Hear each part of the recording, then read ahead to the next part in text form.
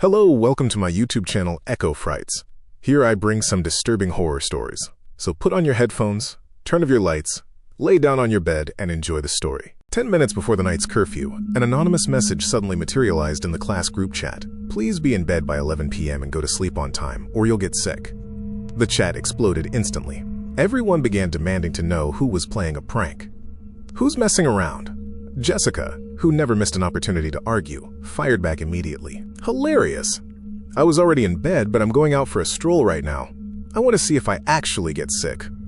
Others quickly chimed in. Whoever is doing this, come out and apologize. If the administration finds out, you're dead meat. Yeah, you think anonymity will save you?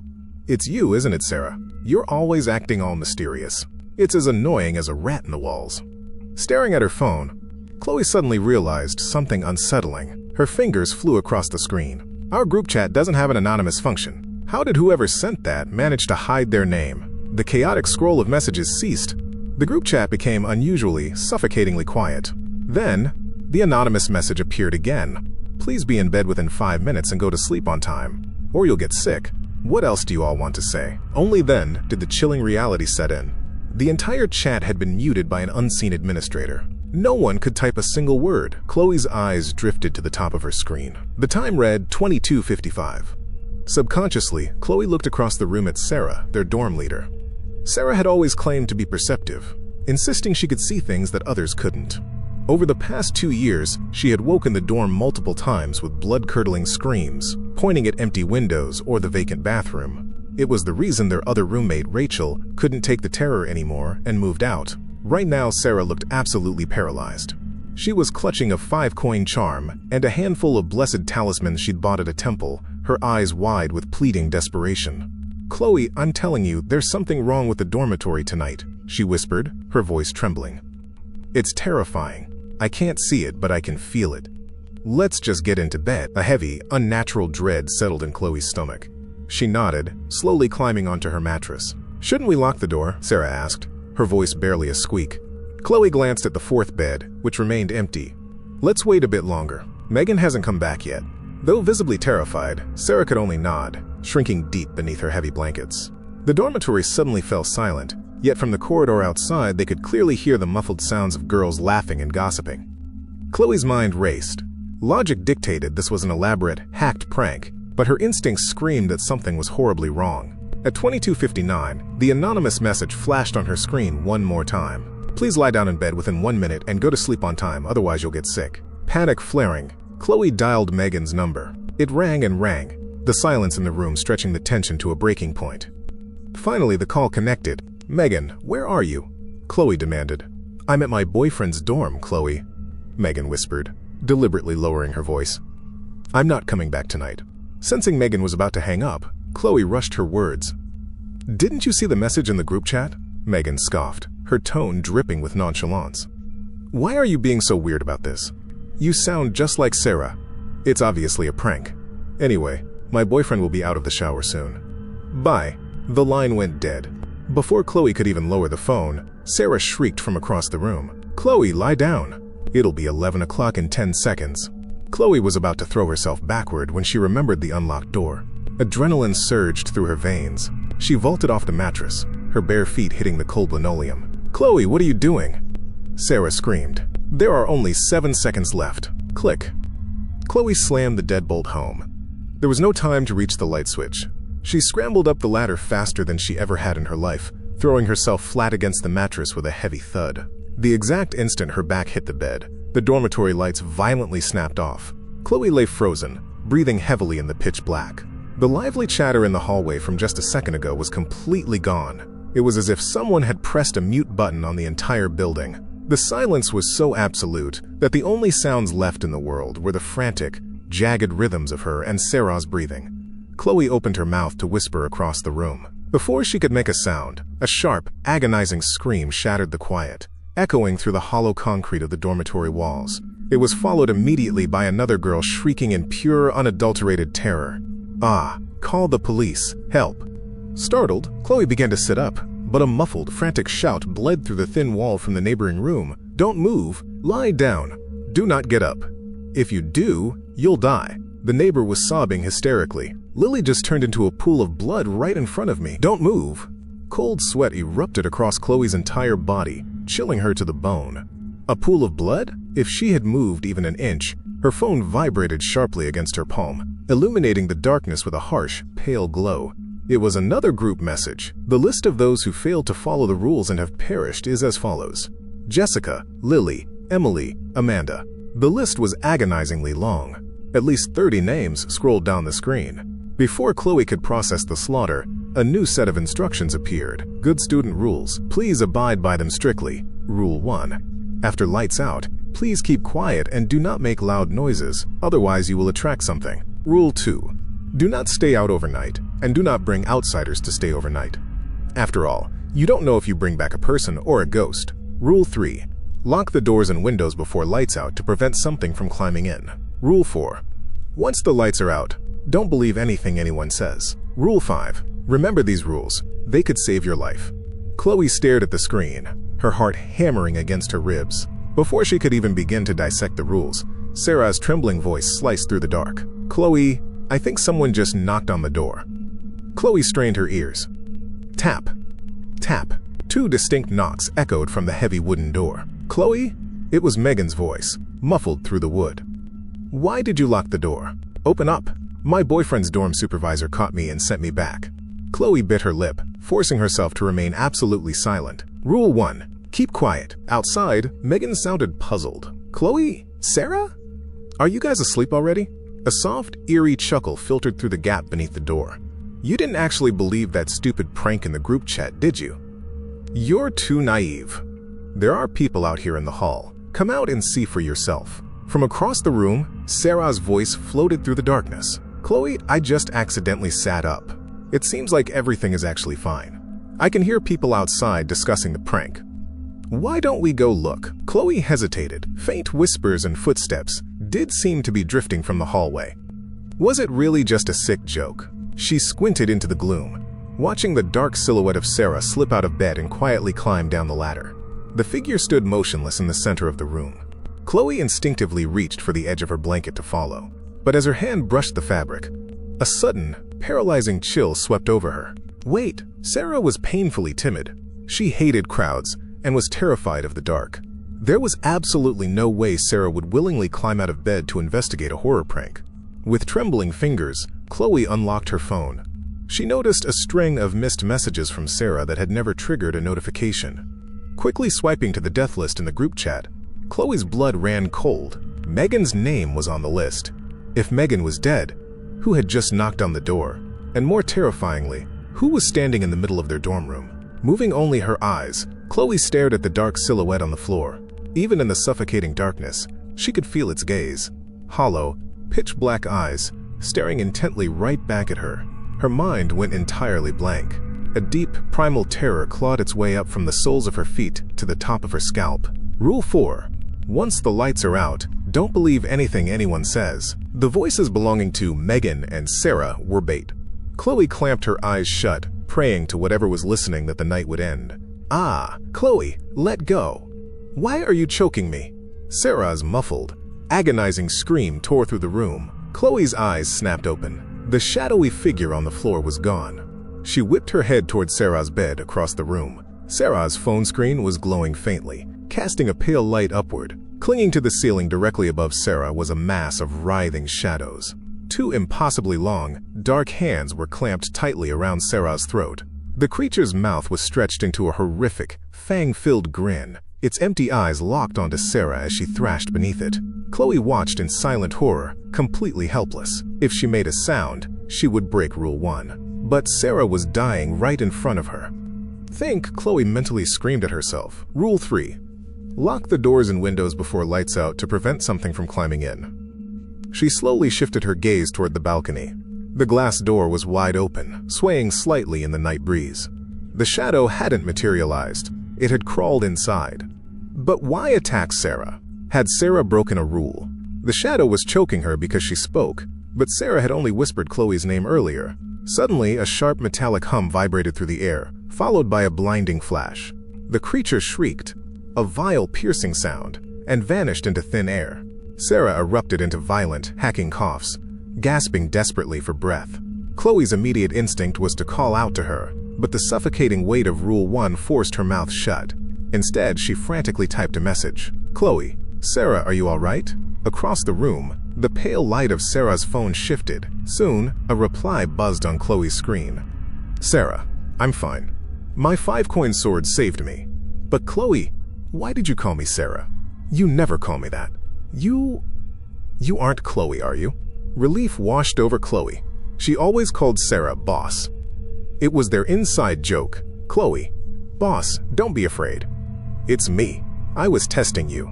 Something outside sounded exactly like Megan, and something in the room sounded just like you, trying to trick me into getting out of bed. "Why did that shadow attack you? Did you break a rule?" A heavy silence lingered before Sarah replied. "Sarah, that shadow. I thought it was you. You ignored my messages, climbed down, and crawled into my bed. I sat up to ask what you were doing, and you lunged at my throat. If I hadn't blindly swung my coin sword, I'd be dead." Chloe cursed internally. Sarah had given her a protective coin sword months ago, but Chloe had carelessly tossed it into her closet. It was completely out of reach now. Still, Rule 5 offered a shred of comfort. Remember these rules. They could save you. If she just stayed perfectly still, kept her mouth shut, and waited for dawn, she would survive. She squeezed her eyes shut, trying to force herself to sleep, but her mind kept drifting to the open balcony door. Her phone buzzed violently. A new anonymous message commanded the screen. Due to the detection of too many students staying off campus, a serious violation of school regulations, temporary inspection rules have been activated. If, during the inspection, a dormitory is missing more than half its occupants, all remaining residents will be punished. Chloe's face drained of color. Rachel had moved out months ago. Only Chloe and Sarah remained. The room held 4 beds. If they didn't have a third person, they would be executed. "Sarah, Chloe, we have to call Haley. She needs to come back. It's only a 10-minute walk from her apartment to the dorm." Chloe furiously dialed Haley's number. It rang out. She texted. Nothing. 20 agonizing minutes ticked by. It was approaching 23:20. Hope was bleeding out of her. Then, the group chat updated again. Everyone must return to their dorms within 10 minutes. Inspection rules. Rule 1. You must open the door for the dorm supervisor during the inspection. Rule 2. High-powered electrical appliances are strictly prohibited. Rule 3. The inspection lasts half an hour. Everyone must be asleep by the end. Rule 4. Do not believe anything said by the person in white. Friendly reminder. As long as you don't break the rules, you'll live to see dawn. Sarah, Chloe, Megan's hairdryer is in her locker. And what about that small hot pot we used last week? Does that count? Chloe's heart plummeted. The hot pot definitely counted. They were already short a roommate, and now they had contraband. She desperately wanted to get up and hide them, but the memory of the shadow entity paralyzed her. "Chloe, look at the group chat," Sarah whispered suddenly, abandoning the phone. "Other groups are sharing dorms to meet the quota. We can't," Chloe hissed back, risking the noise. "The rules say return to your dorm. We can't cheat it. Knock, knock. Chloe, open the door, I'm back." Chloe nearly launched herself out of bed. It was Haley's voice. Why would Haley come back? Through the door, Haley sounded annoyed. "I saw the inspection message in the group chat. Which idiot is playing this prank, making me run back in the middle of the night? Whatever, I'm going back to my apartment." "Wait!" Chloe yelled, her survival instincts hijacking her brain. Without thinking, she leaped out of bed. The moment her feet touched the floor, an arctic blast of cold seized her ankles. Had she been tricked again? Ignoring the freezing dread creeping up her legs, Chloe dove into her closet, frantically tossing clothes aside until her fingers brushed the cold brass of the 5-coin sword. Instantly, a wave of warmth flooded her veins, pushing the spectral chill away. "Chloe, why aren't you moving? Open up!" Haley pounded on the wood. Sarah sat up, terrified. "Are you really going to open it? What if it isn't her?" "Rule 1 of the inspection," Chloe said grimly, clutching the sword. "We must open the door for the supervisor. That means opening the door right now has to be safe, or else the rules contradict themselves." She grabbed the handle and yanked the door open. Haley stood in the hallway. Her hair was down, hanging wildly over her shoulders, and she was wearing a pristine white dress. Her lips were painted a ghastly, blood-red hue. She smiled broadly at Chloe. Chloe's stomach dropped into an abyss. Rule 4. Do not believe anything said by the person in white. "What are you daydreaming about?" Haley sneered. shoving past Chloe and taking her usual seat. Heavy, dragging footsteps echoed from the far end of the corridor. The overhead dormitory lights violently flickered on, searing their eyes. A thunderous pounding struck the doorframe. "Open the door. I am investigating." The voice was hollow, devoid of any human cadence. Panic overriding fear, Chloe scrambled to Megan's locker, snatched the hairdryer, then dove under her own desk to retrieve the hidden hot pot. "Open the door. I am investigating." The voice grew colder, an unnatural frost blooming on the edge of the doorframe. Chloe sprinted to the balcony and hurled both appliances into the night air. "I will say it one last time. Open the door." The temperature in the room plummeted below freezing. Chloe ripped the door open. Standing in the threshold was the dorm supervisor. Her skin was a mottled, deathly gray. Dark, bruised veins spiderwebbed across her face. Her jaw was rigidly clamped shut, yet her voice reverberated through the air. "Move aside." Chloe plastered herself against the wall. The corpse-like woman stepped inside, her movements agonizingly stiff. Her milky, dead eyes scanned the three girls before locking onto Chloe. "Where are the others?" she demanded, her lips completely still. "Not in the dorm," Chloe forced out through chattering teeth. The supervisor picked up a rusted clipboard, stiffly scratched a note, and began tearing the room apart. She checked lockers, under desks, and inside the bathroom. She completely ignored the glowing coin sword in Chloe's hand. Relieved that she had thrown the contraband away, Chloe quietly climbed back onto her bed to check the time. As she turned, her breath caught in her throat. The supervisor's bruised, gray face was inches from hers. Chloe screamed, scrambling backward. The dead woman reached behind her back and produced a sleek, modern electric kettle. Illegal use of high-power electrical appliances. The supervisor's voice echoed in Chloe's skull, though her face contorted into a stiff, grotesque smile. "You are all doomed. That's not ours." Chloe pleaded. "We don't know where that came from." The supervisor's smile widened until the skin of her cheeks tore slightly. "Rule 2. No high-powered electrical appliances. If any are present, it is a violation." She scribbled on her clipboard. "Room 404. Unauthorized use of high-power electrical appliances." Without another word, the supervisor turned and marched out, slamming the door shut behind her. Chloe collapsed onto her mattress. 10 minutes until midnight. The execution was imminent. Desperate for answers, she glared at her roommates. "Haley, did you see where she found that kettle?" Haley pointed a pale finger at Sarah. "Under her bed." "It's hers." "Don't lie," Sarah shrieked, clutching her own coin sword. "I don't even drink hot water. You brought it in when you arrived." "Aren't you too afraid of dying?" Chloe yelled, silencing them both. "We broke the rules. We're going to die at midnight." Haley scoffed, her demeanor bizarrely calm. "Are you stupid? It's just a write-up.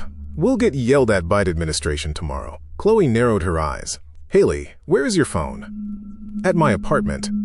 "So you didn't read the rules in the chat?" "I just saw the inspection notice and came back," Haley said smoothly. "Then how do you know Megan isn't coming back?" Chloe pushed. Haley offered an ambiguous, chilling smile. "She told me earlier today she was going to her boyfriend's." Chloe retreated to her bed. Midnight was mere seconds away. If Haley was the ghost, why hadn't she attacked? If Sarah was the ghost, how had she faked being Chloe's roommate for 2 years? As she lay there waiting for death, a soft, cold breath brushed against her cheek. Chloe turned her head. Haley's face was inches from hers, her eyes wide with manufactured terror. "Chloe," Haley whispered weakly. "Look at Sarah. She's smiling at us from the balcony. What is she going to do?" Chloe slowly looked across the room. Sarah was sitting cross-legged on her bed, a wide, unhinged smile stretching across her face.